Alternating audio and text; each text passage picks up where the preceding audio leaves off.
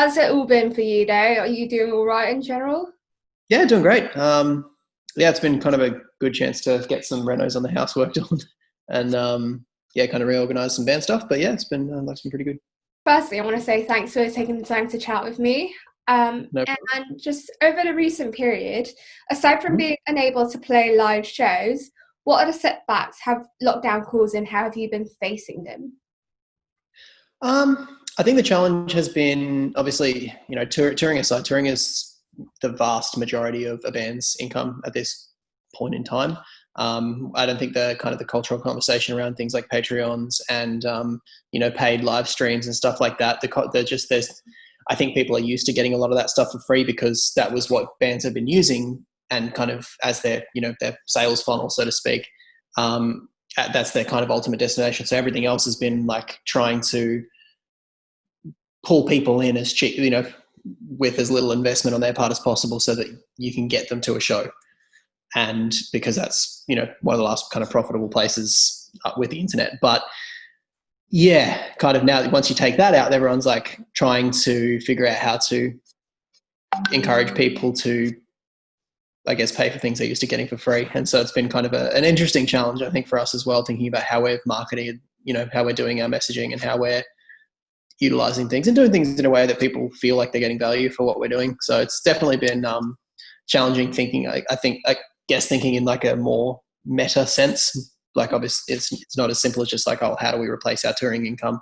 I think it makes me think more about like who we are, why we do what we do, and how that resonates with people. So it's been really interesting to kind of think about that and do a bit of reading and writing and pondering, lots of pondering. I think it's definitely been leaving a bit too much time and space for people to be pondering and thinking, as you mentioned. For sure. So I guess kind of going on from that, do you Yeah. think that this has kind of made you rethink the way that the band wants to continue forward into the future, or do you think it's just more of a short-term thing? I think it's probably put a fire under our ass, proverbially speaking. Just, there's a few things we've kind of had ideas floating around for a couple of years of like how we wanted to run what we do and how we want to put it out there. But I think it has kind of put us in a position where it's like we kind of have to enact it. And, we're still getting the hang of how we do that. That's one thing that sucks. I guess, well, that doesn't suck, but it's one of the challenges of being a band today is that you do have to wear so many different hats. It's not enough to just make music anymore. You have to actually be like a social content manager. You have to be a marketing expert. You have to be a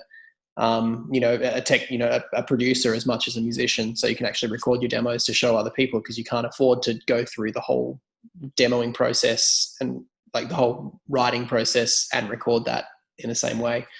Then you have to have all the equipment and all the resources and all the know-how to do it yourself or know how to market it. It's just, yeah, it's too many hats. So it takes a lot of time. And so we've had the ideas floating around, but yeah, it's definitely made us have to, I guess, put some of that down on paper and actually commit to some of those changes. Mm. Yeah, that definitely sounds like quite a few roles to juggle. But kind of going to lockdown a little bit, it's kind of been making people become increasingly isolated, I guess, with Yeah. quarantine and everything. And do you think after this period, it's made people more connected or isolated because they've not been able to do face-to-face contact, but on the other hand, got social media? Yeah, it's a tough one because I think we're all,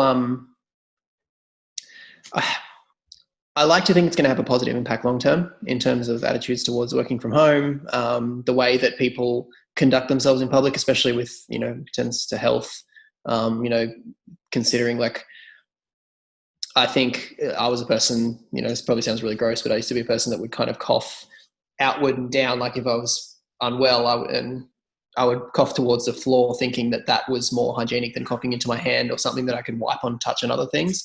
But I think that's made me really aware of things like that, which sounds really gross. And but you know what I mean? It's one of those things you kind of take for granted until it's an issue. Exactly. So yeah, I think but beyond that, I think, I hope it has an impact on, attitudes towards work. Like where I live in a small town that's kind of about an hour from, an hour and a half north of Sydney, an hour south of Newcastle. So kind of in between places, but not quite close enough to any of them. So for me, looking for, I guess, just regular work outside of the band has been a bit of a challenge as I'm shifting careers. Obviously not to replace the band, but just to kind of, create some pathways. And that was something that was going to prove difficult for me, but hopefully that's changed attitudes towards working from home a couple of days a week. So, I'm not making an hour and a half commute each day, every day. And I hope that that's the same for other people, that we do have the opportunity to do a lot of the work that we do from a more comfortable environment and create a better work-life balance. Fingers crossed. But yeah. But I think, I think it's made us all spend a bit more time on social media. I think we're more aware of what our friends are doing because we're spending more time maybe. But yeah, it really just depends on how much your normality has changed. Mine is not drastically different other than just, a few key points of focus. Yeah, so I guess it's not been too much of needing to find something to help you cope with lockdown then? Not really. I mean, like I said, kind of before we started the call proper, I've been working on some renovations. So, I mean, that's this is our new kitchen that we're in the middle of building. And it's been really exciting to see some of these kind of final pieces start to come together. But it's been a lot of work, and it's kind of good to get some, I guess, manual labor in. It's a good time to think and ponder and listen to podcasts and kind of educate yourself. It is when it's done. There's definitely stages where it goes really slowly with tiny little incremental things, but yeah, no. Once it starts looking like something like it, that's when it feels like it's really satisfying and worth the time. It's a work in progress, I guess. Very much. And do you think that technology has helped or hindered our ability to communicate with each other? Oh man, I think it's just changed. For better, for worse, it has changed the way that we do both. I mean, I think I used to be a lot more optimistic about what it was capable of, because I guess, as the younger generations like us were more, we're always quicker to pick up new shifts in technology and trends and like social media and things like that. It felt like Twitter was a lot more, like Twitter, for example, Facebook, social media was a lot more inclusive when we were kind of gripping with it and like learning what it was and how to utilize it. But I guess as older generations have started to get into that, then their politics have come into it as well. And so I think, and I mean, that's me, I guess, with my, I like to think I've got a centrist head and a left-leaning heart, but just seeing kind of that balance shift on the internet into false news and, the way that information is presented for commercial purposes is kind of scary. So, and the whole I don't know. I think effect, I guess, that everyone talks about, the whole echo chamber effect. Exactly. Yeah, and I think that where everyone's, in a lot of ways, this crisis has been made worse by the fact that everyone is so reluctant to believe or seek out correct information. And so, you can kind of see what's happening in the US right now compared to Australia. I think UK is just purely this population density. So whether it was managed properly or not, it's probably still going to be pretty intense. Like, we are lucky that we have such a geographically large country that everyone's more or less spread out. So it's been easier to kind of lock it down and contain it. But yeah, look at the US where it's like a willful denial of everything that's actually going to help, because, America, freedom means I do what I want, not actually what I'm. Yeah, and it's just like, we've got more cases because we're doing more testing. Sure. I mean, look, I don't judge America by individuals. Yeah. But yeah, it's just seeing some of the cultural challenges they're facing and having friends over there in the thick of it, and it just makes it really tough to watch, and makes me feel really lucky that we do have what we have in Australia. And heart goes out to people that are just trying to, I guess, stuck in the middle of it, because there are so many good people out there that are stuck in this circumstance. And no one deserves it, good or for better, for worse. So it's just hoping that hoping we get lucky one way or another. Yeah. Well, turning to the music a little bit, it's been nearly 2 years since The Nun came out, and in that time, have you felt a pressure to deliver a new album? Not really.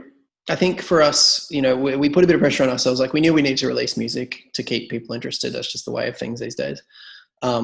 and like, I know obviously with Space being the song that it is, it kind of came out of very much a sense of pressure, but I think that was the pressure that didn't come about because people were demanding a new record from us or new music or anything like that. It was just, we wanted to create some new music, but I think it snuck up on us. Mm-hmm. We kind of made plans and we were kind of working on music, bouncing ideas around, but I think given some of, I think we did a bad job of really getting on the same page together, which, you know, I mean, we learned from the experience where I think we would do it differently again, but just trying to get on the same page with each other, I think we just struggled to kind of find that common ground of like exactly what it was that we wanted it to be. And so once we actually were in there trying to make it happen, like we're trying to write this music as we record it and as we commit to it, and we had to commit, like almost write it and commit to it within a day or two of each other. And we've been, you know, with the NOM we managed to do that, but I think we were in such a positive mindset and in a different environment, and because we were home, coming up to this studio time, we were all just busy with normal life stuff, to the point where I think when it was like, oh crap, we're recording next week, and I don't think we'd been proactive enough to get all those pieces together. So I think that really came through with Space, with like that feeling of, I guess, desperation, that feeling like, man, this just isn't happening, and like, how do we get past this? And I mean, that's why we talk about the communication challenges there, because like we were trying to communicate ideas of what it should be, what it needs to be, what are we contributing, you know, what's it missing, what's it need, and it's just trying to make those decisions as we're literally putting the pieces together. It's like putting together a jigsaw puzzle while still trying to decide what we should print on it, you know. Yeah. we don't know what it's going to look like, and it doesn't really, we don't have the box, so it's kind of not quite having the finished product to aim towards, I guess. Yeah, I think so. That was where I guess the pressure of Space came out of, was just trying to, you know, trying to do the right thing, like, you know, trying to do the right thing and just still feeling like you're missing, you're falling short of the expectation, and kind of don't feel like you're meeting what other people want or need from you. So yeah. So I mean, it does definitely sound like the recording process was a lot more personal and raw with this new record. In what other ways were the recording process different? Like, what were the biggest changes, would you say, in comparison to your previous records? Well, it was the first time we did one in Australia. It was the first time we recorded in Australia. So we hired a beach house out in the Central Coast, which for me was really convenient because it's only like an hour and a half away from home. But for the guys, it was a good solid trip. We weren't in a studio environment. Like even when we've recorded, for example, Unimagine and Dissonance, we did in a home studio, but it was very much a house set up as a studio. And everything else we've done has been in a dedicated studio environment. And this was literally just a beach house where, you know, I packed all the gear out of my studio, but even then that was pretty minimal. And then Colin brought a few things over from LA, and we just basically put together a rig that effectively was the equivalent of recording in a bedroom, you know. So we had very limited gear to work with, and just not being in that studio environment, the idea was to be really relaxed. It was great. We did get to go for a surf in the morning, play some table tennis downstairs in between takes, just to kind of relax, go have lunch down the beach. So that stuff was all great, but that wasn't enough to kind of really, when we were focusing, it created this odd dichotomy of, having a great time and then freaking out. So I don't want to think about what it would have been like without those chill times. What would you say are your fondest memories of that whole process of chilling in a beach house and everything then? Definitely the table tennis. It got pretty heated, like very competitive. I think we had kind of an ongoing thing of trying to work out, like everyone would play each other once or twice a day. And I think Colin especially was quite competitive, and I think it worked out. I think Joel was pretty much unstoppable by the end of it. Colin was pretty good too. It was a bit of a mixed bag. I think we would have to sit here for a while to debate who came second or third. But I know that I think it was Joel was pretty well unstoppable by the end of it. Did it kind of become like an unspoken table tennis tournament? Yeah.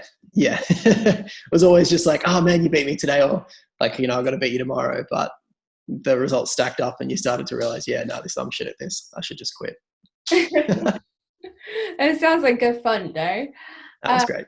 On a slightly different note, do you think people can call themselves fans if they're critical of the new material that a band has put out, if it deviates from the old sound? I would say that you're not a fan of the band. You can be a fan of the music. And to be honest, that's equally as valuable. Like for us, that's been a big part of the conversation for us, is grappling with, like, we know that there are people out there who have, significant parts of their life, like emotionally ingrained in this music that we've made in the past. And we can't replicate the way, we can't replicate the feeling you had going to Warped Tour with your best friends and having the time of your life. Like, we can't do that. We can't remake songs and magically recreate that experience for you. And we can't take you back. Like, the music can take you back, but we can't necessarily create new memories to replace those, and we don't want to. So I think for us, the challenge has always been trying to obviously get fans to appreciate the journey, appreciate that this is all, like, these albums are like a photograph or a they're a photograph of a memory. It's not this isn't the memory, but it's something that depicts it and reminds you of that time, and that comes to life. And there's people that have come to know us through Anon. There's people who have come to know us through Dissonance. There are people who have come to know us through Unimagine, and everyone has that, I guess, spiritual connection to the first album they've discovered us by. And we're not going to try and reshape or rediscover that. We're just trying to make sure that people realize that is part of a journey, and the way that we write is reflective of who we are. And that pressure in the studio was because we are 5 very different people that are a lot more different now than we were 5 years ago. So it's, we're trying to find that phantom center, that middle ground that's still, and then the cool thing is the more different we are, that the bigger that space is that we can create music in. So it ends up being a lot more diverse and a lot more varied. But the problem is, when does that lose its core center of what, and that's always the challenge. And it's something we're very aware of, and we try, we really appreciate the people that are along the journey for us, because it's like a train ride. It doesn't matter where you get on or get off. It's the journey that counts. And we try and be the best, provide the best hospitality we can while they're aboard. Yeah. And why do you think in general there's such a kind of pushback always from certain people against bands progressing and changing their sound? Because I think people want to be individually catered to. I think, it comes from that, we have, not to get too meta and wordy about it again, but like, I think our culture is very inherently narcissistic. Everyone kind of wants things. I mean, that's the thing. We get used to Netflix and Spotify, where we can create our own playlists and watch what we want as much as we want when we want it. And so I think that's amplified those parts of ourselves that are intensely expecting the world to fit our expectations and our schedule and our time frame. And I think that when people aren't aware of that, when people haven't said to themselves, I am innately selfish in my expectations, I think they're less accepting of change, because they want everything to fit what they know, and they want it to fill that space that they want to fill, instead of like, hey, that's really cool. Like, everyone has a right to say, that Hands Like Ours band, like, I get it, I just don't enjoy it. Like, I know there's plenty of albums by my favorite bands, I'm like, just don't have that, it just doesn't connect for me. But that's cool. I still love the band, and I'll still go see them. And if they don't play those old songs, you know what I mean, that's my right to go. But I think people try too hard to influence others' decisions. It's just like, we don't mind if someone says that I'm not into what you're doing, so I'm not going to come see a show. Cool, no problem. Like, we appreciate you. Thanks for being part of it. But it's when they try and tell other people, oh, they're shit now. Like, that's a step. And so. Yeah. And I guess kind of on that note, would you say that the band's creative process and songwriting gets influenced or impacted by these comments at all? Yes, I think it's impossible to ignore it and not be, because I mean, at the end of the day, it's like, it's all feedback, all feedback is good feedback. And, you know, there is a truth to, like, when someone says that, you know, oh, what the fuck happened to this band? This band's terrible. This is not what I signed up for. That this is trash.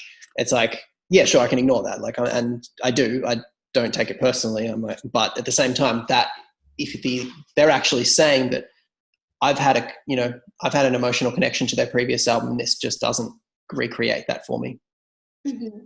And I mean, you know, that kind of informs our decision making. You know, we are aware of that. I think it is about striking a compromise, like, you know, because it's not, this isn't an art project. This is a career for us. This is a business for us. And we want to make sure that only matters if people connect with it. And that is a personal thing, and you can't sell that. We can't force people to like something.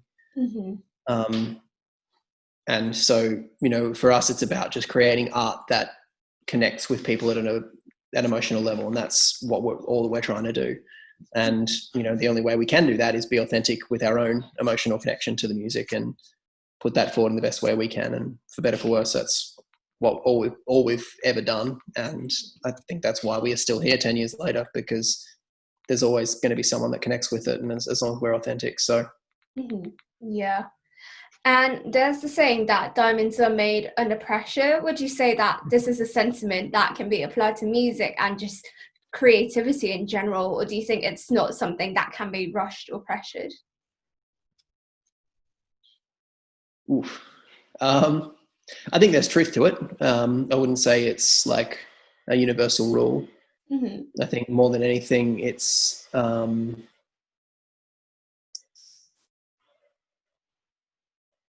it's a hard one to answer.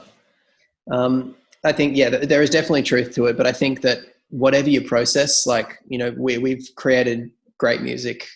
Mm-hmm. In our opinion, we've created great music under pressure. We've created great music without the pressure, and there's, you know, the circumstances in which you write are always going to shape Mm-hmm. what you create. Yeah. For better or for worse. So I think it's just about being able, like, you know, finding those ways that you can be honest with yourself, finding those means to be authentic, and how does your process authentically represent where you're at. And if you do it honestly, then, you know, no one can really fault that. They don't have to like it, but at least there's the capacity to earn respect, if nothing else. Yeah. And we're going to turn to a couple more lighter questions now. For sure. Have you had any experiences of fans getting too close in your personal space? Yes. I mean, we've had people literally walk onto our bandwagon, well, like our tour bus, just invite themselves aboard. Wow. And that's just never comfortable. Yeah. Because, you know, we're polite people. We're trying to, you know, we're not just going to say, like, literally throw someone out the door, but there have been some very pushy people that we've had to just basically give our tour manager a look that says, get them the hell out of here now. Yeah. It's like, it's not my problem, but get this person out. Yeah. Beyond that, I think it's just, you know, I mean, we've had people like add family members to try and kind of get a closer look at at kind of inside our personal circles a little bit and things like that, which is always a little bit weird. But at the same time, you know, we have a group for our patrons that a couple of our mums are in, and they engage with everyone in the group, and it's healthy and everyone has a great chat. It's awesome. So cute. Yeah. Oh. Who would you say is the worst with personal space in the band? What defines bad with personal space? Look, Matty P likes to wrestle. So I'm just going to say Matty P. He just has a tendency to like just randomly try and wrestle you, and it kind of often involves tickling, which is a bit weird. But yeah, I'm going to say Parky. Okay, let's do that then. Who in the band is most likely to win a fight against the great white shark? The most likely? Ooh. I'd say Matty because of the wrestling, but like, you know, he's probably, but then again, Joel's always just whatever athletic situation you put him in, Joel seems to just knock it out of the park. So Yeah, Joel or Parky. Nice. And there were a couple of conspiracy theories relating to Australia, from Drop Bear to the fact that Australia just doesn't exist as a country. What would you say is the most funny or most bizarre conspiracy theory that you've ever come across? I think the one that Australia doesn't exist is always a good laugh. I'm amazed that like people are just so, it says a lot about flat earthers that obviously they haven't left their town, let alone their country, let alone anywhere else. Because yes, Australia does in fact exist. Yep, it's still out the window. So, Still here. yeah. And who in the band is most likely to survive a zombie apocalypse? I like to think I've got that. Those sort of questions are always hard to answer if you think you're the most, because then it always comes across as tooting your own horn. But I like to think I'd be tactically on top of it. But Do you have any strategies already in mind? I think for me, I'd definitely be like, try and outsmart them. Mm-hmm. Find a defensible position, like fortify it, and build. And I feel like I've got. It very rarely comes out, and I hope it never has to. But I feel like I do have that ruthless streak that, if your neighbour happens to come down the road, if you push the right trying to eat your brains, it's like, well, I knew who you were, but there ain't no fixing this, so I don't mind. Yeah. I Love it. Zombie apocalypse survival 101 with Trenton. love my neighbours. Sorry if they're listening, if you're watching this, Chris. And I've got a few quick fire ones just to round up things. So, koalas or kangaroos? Koalas. Staying in or going out? I'd normally say staying in, but I do miss going out in general. So Reading. Sorry? Netflix or reading? Oh, I hate myself for saying Netflix, but yeah. Okay. And go back in time or time travel to the future? I would say go forwards. Yeah, learn things. Yeah, that sounds great. Well, thank you so much for taking the time to chat with me. And before we just finally wrap up, do you have any concluding thoughts, words, profound quotations you want to throw out? If you're watching this and you've been on the train, wherever you've gotten on or getting off, or hopefully still aboard, thanks for being here and being a part of it. We know 10 years is a really long time to be a band, and we know that we've grown and changed a lot through, but appreciate you sticking it out, and hope you enjoy what's ahead. We can't wait to get it out to you. Yeah, and I'm pretty sure I can speak for a lot of people that I can't wait to see what you guys will be getting up into, hopefully within the next 10 years, and just continue going forward with that.